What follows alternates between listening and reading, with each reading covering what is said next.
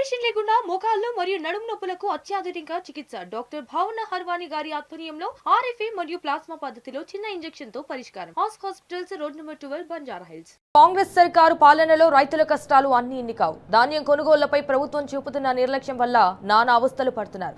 యాసంగిలో పండించిన ధాన్యం మిల్లులకు చేర్చాలంటే రైతుకు ప్రాణం పోయినంత పనవుతోంది. ఇంకా పొలాల్లో రోడ్లపై ధాన్యం కుప్పలు తెప్పలుగా పడి ఉంది. సో నిజామాబాద్, కామారెడ్డి జిల్లాల్లో లారీల కొరత సమస్య అన్నదాతను ఆగమాగం చేస్తోంది.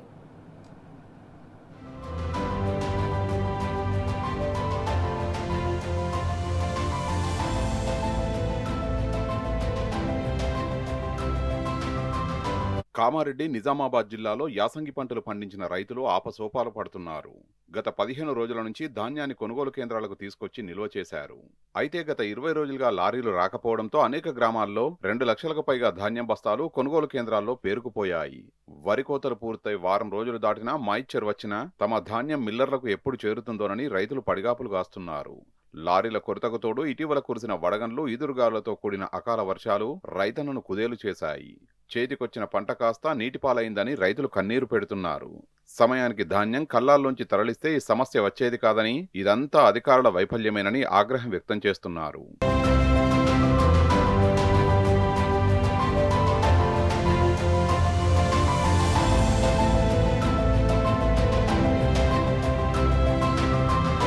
కామారెడ్డి జిల్లాలోని నల్లమడుగు, లింగంపేట, శెట్టిపల్లి, సంగారెడ్డి గ్రామాల్లో ప్రాథమిక వ్యవసాయ సహకార సంఘాలున్నాయి. ఆయా చోట్ల తూతూ మంత్రంగా వరిధాన్యం కొనుగోలు కేంద్రాలు ఏర్పాటు చేశారు. లింగంపేట సొసైటీ, సిరికొండ మండలం, ఆర్మూర్ నియోజకవర్గంలోని అనేక గ్రామాల్లో ధాన్యం కొనుగోలు ప్రక్రియ సరిగ్గా జరక్కపోగా కొన్న ధాన్యాన్నైనా సకాలంలో లిఫ్ట్ చేయకపోవడంతో రైతులు తీవ్ర ఇబ్బందులు ఎదుర్కొంటున్నారు. మరో 22 కొనుగోలు కేంద్రాల్ని ఐకేపీ ఆధ్వర్యంలో ఏర్పాటు చేసినా లాభం లేకుండా పోయింది. కొనుగోళ్లను వేగవంతం చేయాలని జిల్లా కలెక్టర్ ఆదేశాలు జారీ చేసిన సివిల్ సప్లై అధికారులు, రైస్ మిల్లర్లు నిర్లక్ష్యంగా వ్యవహరిస్తున్నారు.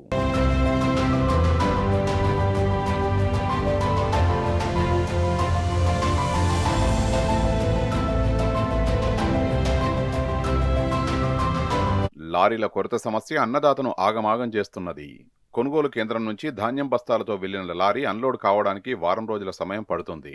మెంగారం కొనుగోలు కేంద్రం నుంచి వారం రోజుల క్రితం వెళ్లిన లారీ రైస్ మిల్లులో నేటికి అన్లోడ్ కాకపోవడం గమనార్హం.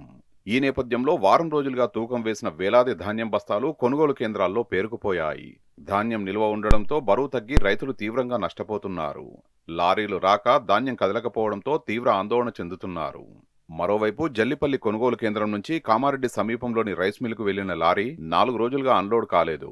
సదరు రైస్ మిల్లు యజమాని ధాన్యం బాగోలేదని సాకుతో 20 బస్తాల ధాన్యం తరుగు ఇస్తేనే తీసుకుంటానని, లేకుంటే అన్లోడ్ చేసేదే లేదని తేల్చి చెప్పినట్టు రైతులు వాపోయారు. ఈ విషయాన్ని సంబంధిత అధికారులకు చెప్పినా ఎవరూ స్పందించడం లేదని ఆవేదన వ్యక్తం చేశారు.